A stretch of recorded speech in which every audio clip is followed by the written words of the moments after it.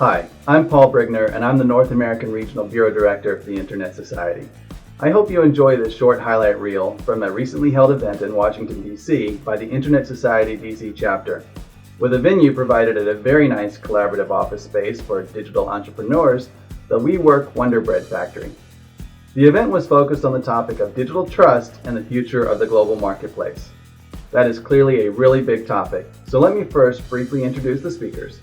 I will then give you an overview of the topics discussed, and then you can watch just a couple of minutes of highlights from the event. If you like what you see, please watch the complete video. So here we go. Jake Colvin talks about the challenges and solutions for entrepreneurs to gaining digital trust for startups. Jake has some really great advice for businesses trying to address a global marketplace online. Danielle Kell is an expert on the impact of U.S. surveillance on American businesses around the world, and she talks about public policy needed to enable free expression online and the long-term growth of the internet. In particular, she talks about the potential fragmentation of the internet and the use of encryption technologies to increase trust in online communications. Eric Berger provides some extremely insightful comments on the impact of surveillance activities by a variety of government actors, and he provides an overview of some very cutting-edge technological approaches to securing the internet. He also provides some comments on how public policies are having a very detrimental impact on digital trust. Adam Schlosser talks about the Chamber's efforts to build bridges between digital startups and large multinational companies. He also provides some very interesting perspectives on the consumer's expectations for trust online. Finally, Andrea Glorioso addressed the European perspective on all of these topics discussed. So without further delay, enjoy these highlights, enjoy the complete video if you like, and please tune in to future events and webcasts by the Internet Society. Thank you.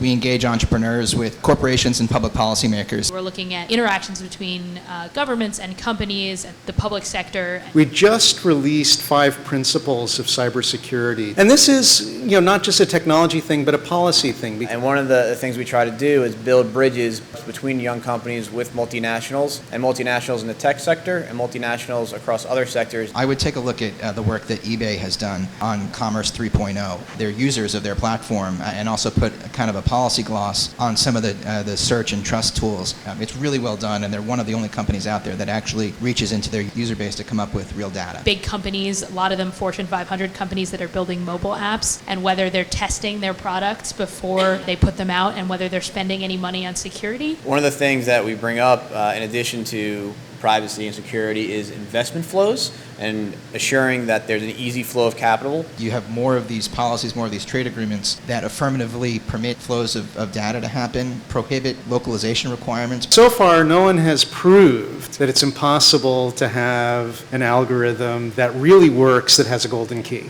I think the golden key terminology sounds like something that's mythical and not real. Even if it was possible, is it effective? Would people trust it? And if you have overly prescriptive IP rules that do not appropriately protect intermediaries, platforms, you're not going to have an effective internet. Companies with high levels of intangibles, it's 70% of their value is determined by what data they have and how they treat it. So that's what's something that's going to really drive the market, I think, forward. The role of government should be to enable these innovative experiences that, for example, use data while appropriately protecting privacy. And if you look at the United States and EU, they do this in different ways. A lot of potential for sort of figuring out how to make rules that have exemptions and that are smart enough to recognize the difference between malicious hacking and the good stuff that's happening that's making the internet stronger. There have been ideas and discussions in Europe about how do you handle with the lack of trust with security, and there have been proposals from industry and from certain national politicians about Schengen clouds and national routing and all this kind of stuff. Yahoo wants to be your secure email provider now. Google wants to be your secure email provider. They want to figure out how to make